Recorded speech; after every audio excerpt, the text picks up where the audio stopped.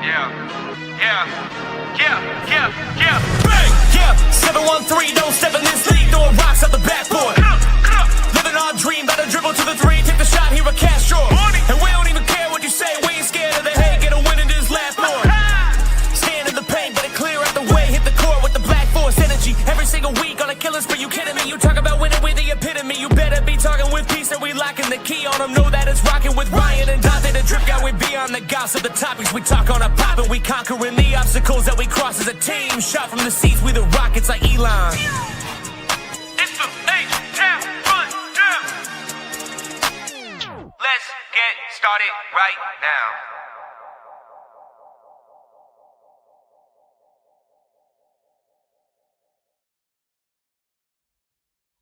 Hey everybody, this is Preston with the H-Town Rundown Houston Rockets basketball podcast. I appreciate all of you joining me today. It is a beautiful, beautiful Wednesday afternoon, and make sure to follow the podcast at the HTRD on X, Instagram, YouTube, and follow H-Town Rundown on TikTok as well. Check us out there. You can follow me at drip2ps_GAWD on X as well as Instagram, YouTube. It's been a little bit, boys. It's just a little solo pod today. It's gonna be nice, quick, and simple. Not a whole lot to hit home on. It's been the All-Star break, so I'd like to start with that. Then we'll go ahead and move into some second half of the year or post All-Star break expectations.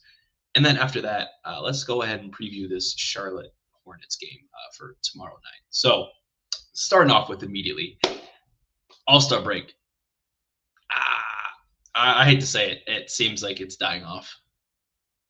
It's probably a common take at this point, but it's just not really going places I would like to see it, right? The only person really competitive out of a lot of the teams was Kawhi. He was really good. Anthony Edwards was phenomenal. That's why he won All-Star MVP. And then, of course, we're also looking at guys like, I don't even know, right? Reed played well, right? I do want to talk a little bit about Reed and kind of talk about what I saw from him. And it's more or less a tribute to the coaching itself and how they used him, the way he was able to be ran, the screens, right? I saw more offensive plays ran for Reed Sheppard than anybody else. Actually, matter of fact, I'm going to say this, right? I saw Reed Sheppard be used like so well in his All-Star game, at least the first one anyway. I saw him be used so well that first game. I was appalled, right? Now, did he get much time? No. Stephon Castle kind of, I'm not going to say iced him out, but Castle got the opportunity. Reed Sheppard did not, sadly. It is what it is that second game. But that first game, man, he was showing out. He was getting a lot of great screenplays. He was able to be a productive player. And I'm honestly hoping Ime, in all the greatness that he is, takes what he saw against, when he played for Team Mello, I suppose, and implicates some of that into how Reed Sheppard will play going forward, right? That's kind of what the expectations for coaching specifically, to make sure that they hook the boy Reed up, right? If he's supposed to be this either dude off the bench or if he's going to be the point guard of the future, I don't know what the plan is for him right now, but hopes and dreams, right? And one of the hopes and dreams I have for him is to make sure Reed Sheppard get a little bit more time, man. I want to see Reed do more things and be more of this great player that I expect him to be. So I think that would be absolutely huge to see Reed get some of those screenplays ran, see more DHOs, right? Pin down screens, gosh dang it, get him open, bro. I'm not saying he needs 30 shots a game, but just get him the ball more and more opportunity. He's been doing really, really well this year, honestly, and probably my favorite to win the most improved player of the year, of course, but I'm a little biased, so if it can't be that per se, I like to make sure that Reed at least is in the conversation, right? He's averaging 13, 2, 6, and 3, right? 2, 6 rebounds, 3 assists per game. Pretty good. 39% from 3. Pretty good, right? For a second-year guard, that's not bad, especially a guy that's not even a focal point of the offense, right?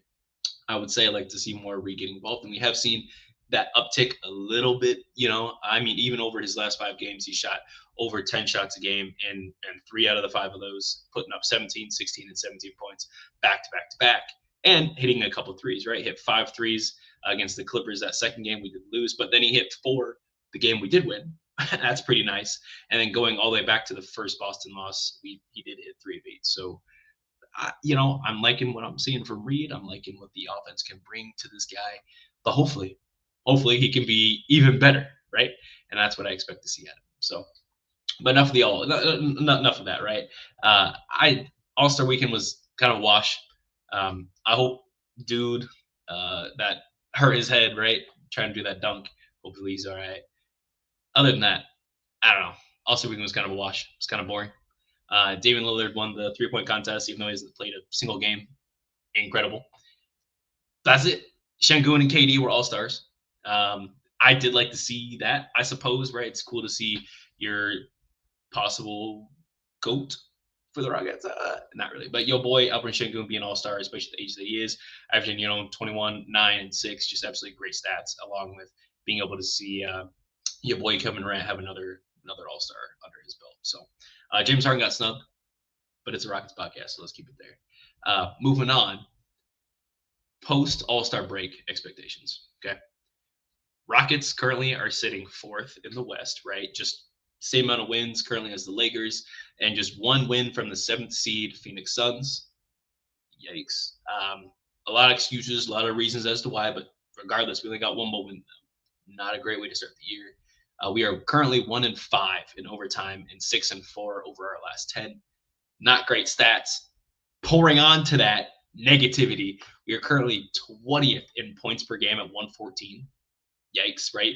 And that reflects what we have seen, especially the last 10, 15 games of our offense.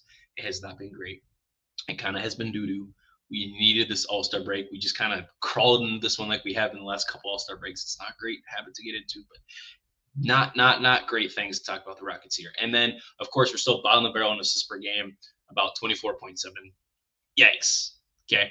We do have the 4th best defense, right? Let's get into some positivity. We do have the 4th best defense in the league right now at 109.6. So, we are a +5 in the plus-minus bracket overall. So that's pretty solid in our total net rating. And then we're also still 1st in rebounds per game. We've been top 2 in rebounds per game for the last 4 seasons. So very clearly a staple of our overall game. But regardless, still some kinks to work out for the Rockets. So what are some expectations for the Rockets? Well, let's be honest here. Expectation is actually, let's just lay it out there, right? Tari Eason in and out of the lineup all year. DFS is coming back from injury. Let's be blunt. He's been booty. I hate to say it. He's not been great. Hopefully he gets back in rhythm. He made some plays last couple of games. I was kind of like appreciating, but other than that, just not been great. And then we're moving on to, I would say, Fred VanVleet. Who is he even coming back, right? The Mavs just announced Kyrie's not coming back. He's done for the rest of the year. And I think that's a good move. I think it's the right move for the Mavs. I don't know their entire direction, whether they're going to keep Kyrie or trade him. I have no idea. But Kyrie not playing. So if Kyrie not playing, is Fred VanVleet going to come into play? Especially because Kyrie tore his ACL way before Fred. Kyrie not coming back for this year. Is Fred coming back? They keep talking about it. They keep saying, oh, maybe, possibility. I would love for Fred to come back. I think the overall idea of it was great on paper, but he's got to work with the team. He's got to gel with the team again. And yes, it's easy to fit in any play style that Kevin Durant has, but regardless, he takes away shots from everybody, takes away minutes and opportunity from everybody, as well as what kind of ball handling situation do men falls back into? What kind of ball handling situation does Reed Shepherd fall back into? What are we looking at the overall team? Şengün's touches, Jabari's touches, right? Tari Eason's touches. What happens to the team itself? So Tari Eason in and out of the lineup. Fred VanVleet probably done maybe for the season unless we go to a postseason, but even that I'm wishy-washy on. And then, of course, we're also looking at the final point being, Steven Adams being done for the whole year, right? Big key players there, right? Especially signing Steven Adams for the season. He's been great for us, especially coming off that hot season he had last year, right? Especially the offensive rebounding. We'd love to see it. What's he going to look like now? Okay. He's hurt again. He's been hurt, 2-3 years, right? In and out. Yikes. So what are we looking at, right? Capella has been a solid replacement.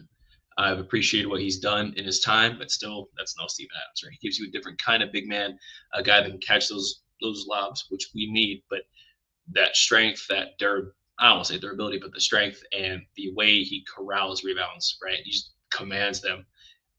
We don't see that from Capella, right? It's just a different kind of big man. That's okay. but we need those offensive rebounds, right? One of the reasons why we have been losing, right, especially as of late, because we can't out rebound it, right? We keep looking at some of these losses. Again, looking at against the going back real quick, but just looking at some of these losses real quick against games like the Clippers, right? Shunta lost that second game. Yikes, right? We beat OKC. Now, did they have their key players? No. Yikes. But we're missing Fred VanVleet and Steve Adams. Like, we're still missing people. And then, of course, we lost to Chicago. Somehow they beat our ass. And then Boston. So we're looking at a couple teams that we would like to have beaten, that we could have beaten, but unfortunately we did not beat, right? Those are wins we needed for sure, especially as tightly contested as the West is. And going back to the West, just take a little look in the standings again. We are 2 wins away from the 3rd seed. We're 5 wins away from the 2nd seed, right? So 2 through 7 are within 6 wins. That's just like last year, just absolute bloodbath. And of course, the OKC are just absolutely on a tear, 42 and 14. But side story, Pistons have 40 wins as well. So something to watch out for. Are they going to make noise? I don't know. Hopefully not as much noise as us, though, right, as Rockets fans. But we will hope to see something moving on. So specifically from the team, right? Let's lay it out there. Tyrese and Bryce need you to play. I just need you to be out there, get you some more consistent minutes, right? You've been really good in the time that you've been out there. Hopefully that does increase and keep going. Jabari Smith Jr., bro, you've been really solid, actually. People want to kind of LARP on him for that 8-game stretch he had that was not great. Cool. Make sure your praise is just as loud as your negativity was, okay? Your criticism should, it's okay to put it out there, but you can criticize players, but if they play well, you got to praise them, right? And Jabari's been solid. Shooting well from 3. He's been solid defensively, especially his last couple of games. I mean, gosh dang, he had a stretch where he had like 8 blocks in 2 games, 9 blocks in 2 games. Crazy. Love to see it from Jabari, right? Looking like the locksmith we saw a couple of years back when he was clamping Giannis, right? We all remember that, right? It was the highlight of the year. So hopefully I look to see more of that aggression defensively from Jabari, and then just keep knocking down open shots, right? He hasn't been shooting great from wide open shots, so hopefully that trend keeps ticking up, especially with Kevin Durant on the floor. You're going to get so many open shots. You just got to knock them down. And when you get that all comes down to consistency, right? So that's what I'm expecting from Tari and Jabari, right? Moving on to Reed Shepherd. I just want to see him play more. And that's not even on him, man. That's on coaching, right? I expect the coaching, like I mentioned before, to run more plays for Reed, but specifically Reed himself. I want to see him make some more of those above the break passes, right? I want to see him make some more of those, I don't want to say flashy, but high IQ point guard level plays, right? And again, he's only been running it this season so far as a part-time point guard. 30% of the duties on him compared to, 60, 70% of the duties on Amen Thompson. But I would just like to see him have more of that kind of point guard command there, right?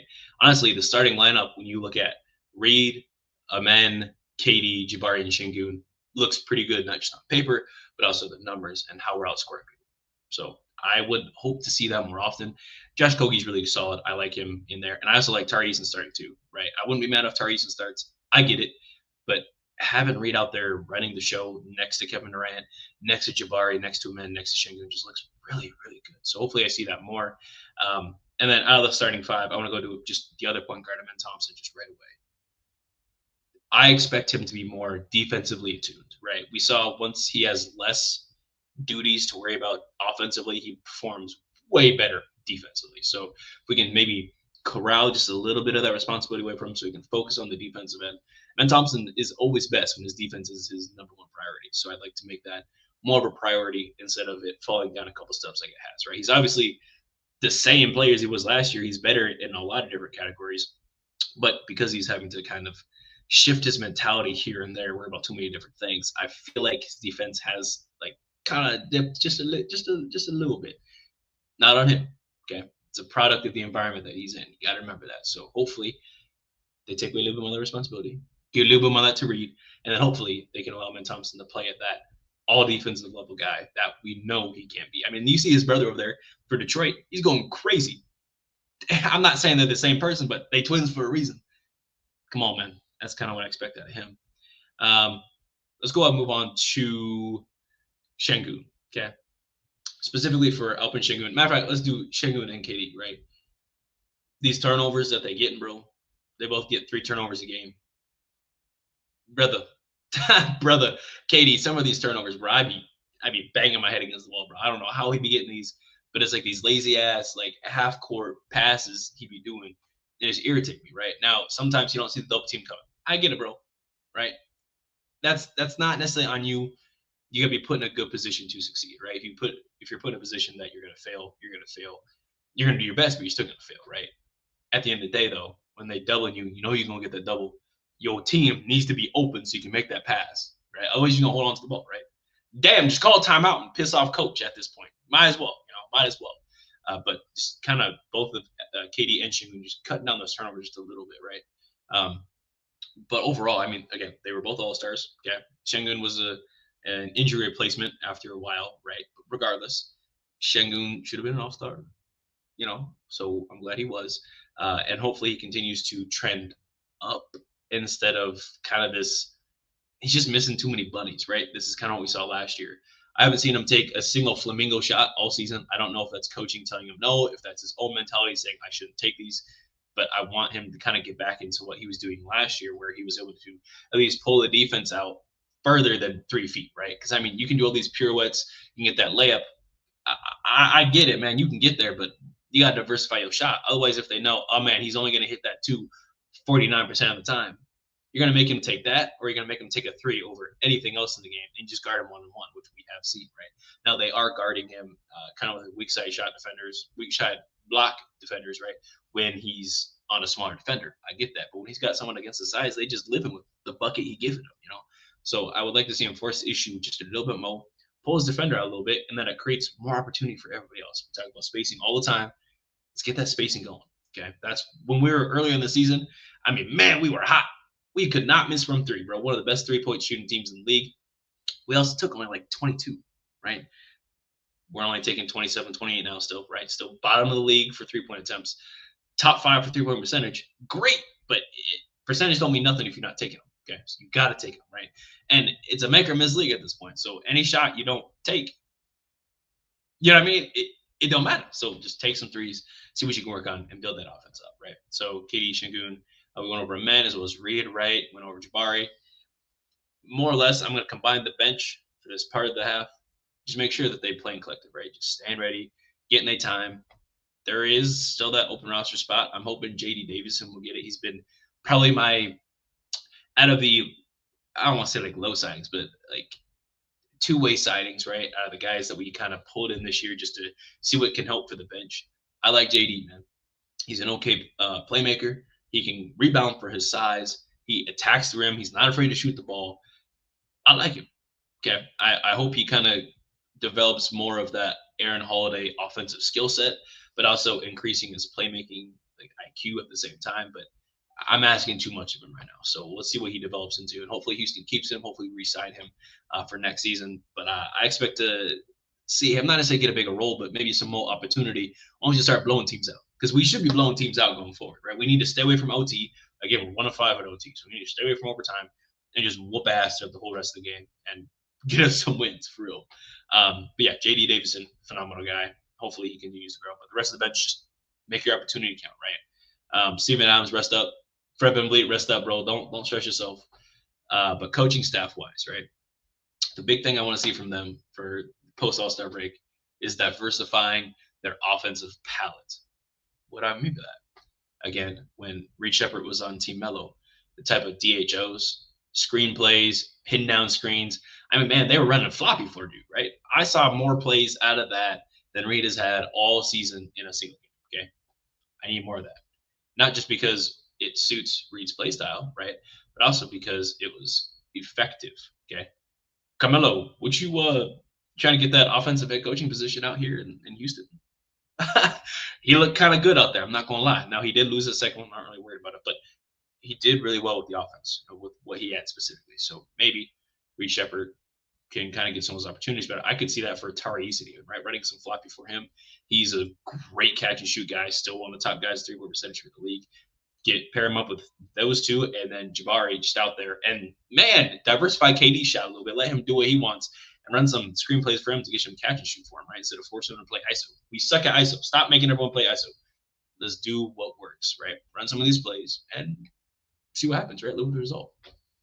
But for the overall team, okay, the overall team, second half of the year or second half of the post All-Star break, right? What I'm looking for is for us to not lose, right? So we've played 53 games total. Okay, we're 33-20, not bad, right? But very similar to where we were last year.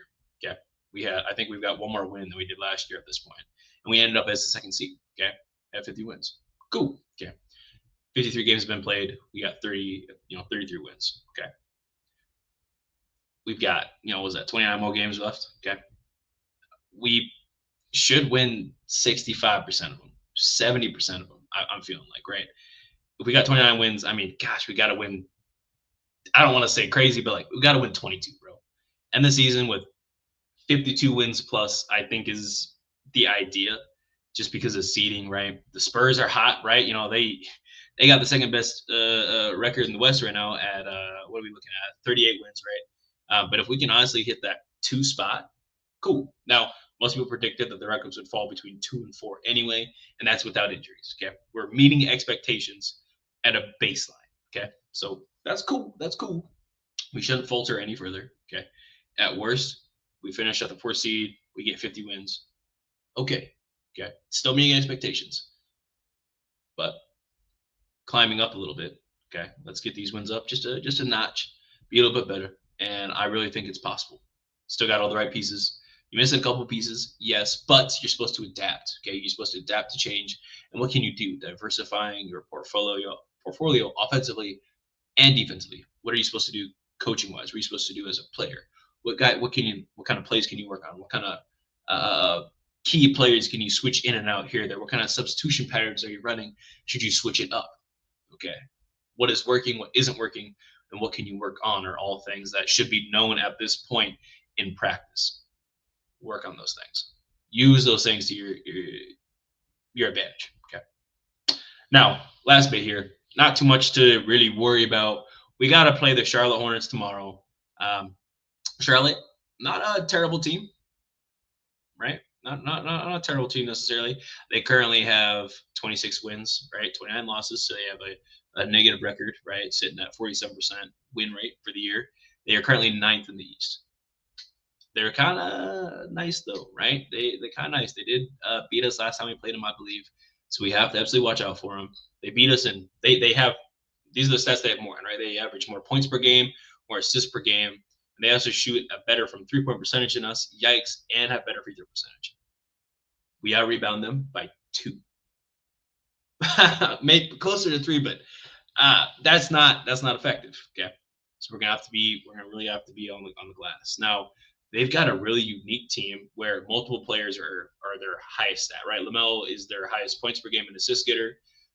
Ryan Calcabrera is their leading shot blocker at 1.5 blocks per game.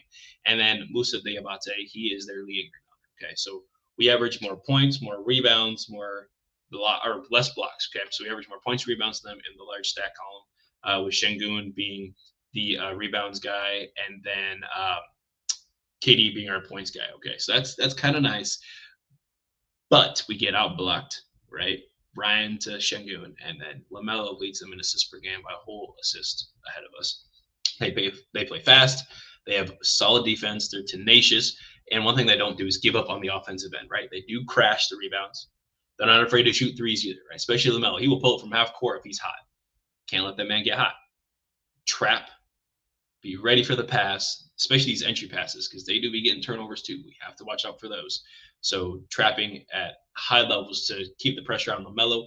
He is solid in clutch, but if you can prevent him from getting hot, I mean, that's got to be the recipe. So what we want to do is out-rebound them, outshoot them, and just be the better basketball team. This is the team you're supposed to be. We have been losing to teams we were supposed to be. We cannot do that this time. We have to go in, show them what's up, and send the asshole. Right. That's all I got for this episode. So make sure you follow at the HTRD, at the HTM right now on X as well as Instagram, YouTube, and follow me at _GAWD on X as well as Instagram, YouTube. Thank you guys for watching. Thank you guys for listening, and I will see you guys next time. Go Rockets! Let's whoop Charlotte, man.